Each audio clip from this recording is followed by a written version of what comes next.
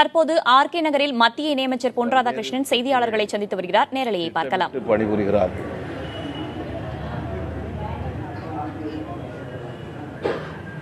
வரக்கூடிய தேர்தலில் அவர்களுக்கு வெற்றி வாய்ப்பு இல்லை என்பதை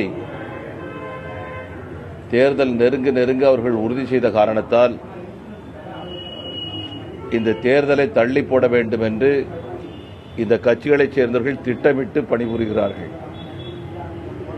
ஒருவருக்கு ஒருவர் பணம் கொடுப்பதாக புகார்களை மாற்றி மாற்றி கொடுத்து இந்த தேர்தலை கேலிக்கூத்தாக மாற்ற வேண்டும் என்கின்ற முயற்சியிலும் அவர்கள் ஈடுபட்டிருக்கின்றார்கள். தேர்தல் ஆணையம் இதில் முழு கவனம் செலுத்த வேண்டும். என்னை பொறுத்தவரைக்கும் தமிழகத்தில் இனி நடக்க இருக்கக்கூடிய எந்த தேர்தலும் கூட ஒரு கேலிக்குரியதாக ஜனநாயகமற்ற முறையில் நடக்கக்கூடியதாக மாற்ற வேண்டும் என்கின்ற மிகப்பெரிய சதியை இந்த அரசியல் கட்சிகளைச் சேர்ந்தவர்கள் செய்து கொண்டிருக்கின்றார்கள்.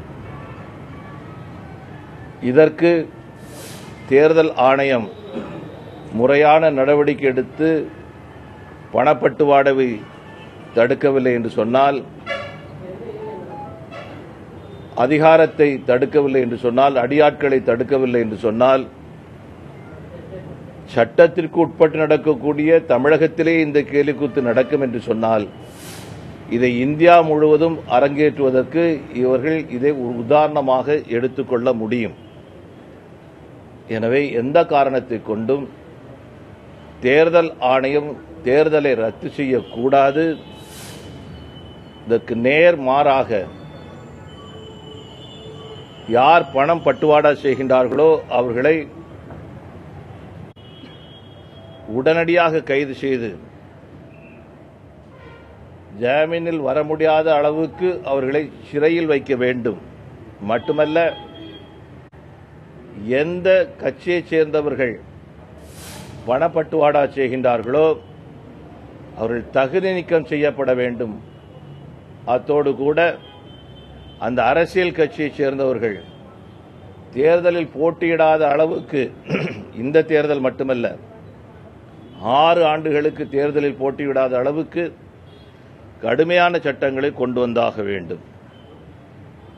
இன்னைக்கு ஆர்கே நகர் சட்டமன்ற தொகுதிக்கு உட்பட்டிருக்கக்கூடிய பல பகுதிகளில் வீடுகளில் இதேபோல அடையாளம் இட்டு வச்சிருக்கேன்னு சொல்றாங்க. இதை பார்த்த உடனே எனக்கு ஒரு நினைவு வந்தது. ஏறக்குறைய 50 வருஷத்துக்கு முன்னாடி புரட்சி நடிகர் எம்ஜிஆர், புரட்சி தலைவர் எம்ஜிஆர் அவர்கள் நடித்த அலிபாபாவும் 40 திருடர்களும், அதுல ஒரு வீட்டை அடையாளம் காட்டி அங்க என்ன பண்ணணும் அப்படின்னு சொல்றதுக்கு அடையாளம் போடுவாங்க. அந்த அடையாளத்தை இன்னைக்கு ஆர்கே நகர் முழுக்க எல்லா வீடுகளிலும் போட்டுருக்காங்க. இதிலிருந்து ஒன்று தெரியுது, போட்டியிடக்கூடிய பணம் கொடுக்கக்கூடிய இந்த கட்சிகள், அரசியல் கட்சிகள் 40 திருடர்களுக்கு சமமாக இருக்கிறார்கள். இன்னைக்கு அலிபாபாவாக செயல்பட வேண்டிய பொறுப்பு தேர்தல் கமிஷனுக்கு இருந்து கொண்டிருக்கிறது. தேர்தல் கமிஷனை இதை சீரியஸா எடுக்கல அப்படின்னு சொன்னா ஜனநாயகம் கேலிக்கூத்தாக மாற்றப்படும். இந்த அச்சம் நமக்கு இருக்குது.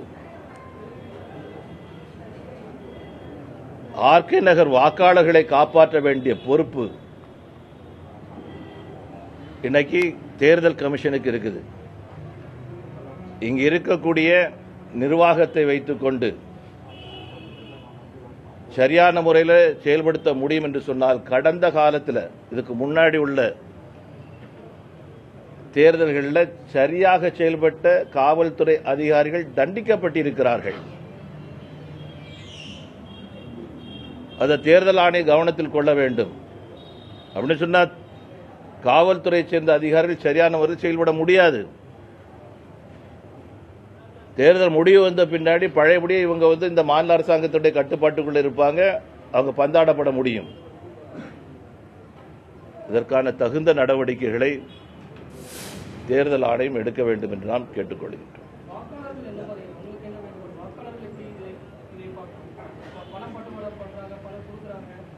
வீட்டில் போய் கட்டாயப்படுத்தி கொடுக்குறாங்க.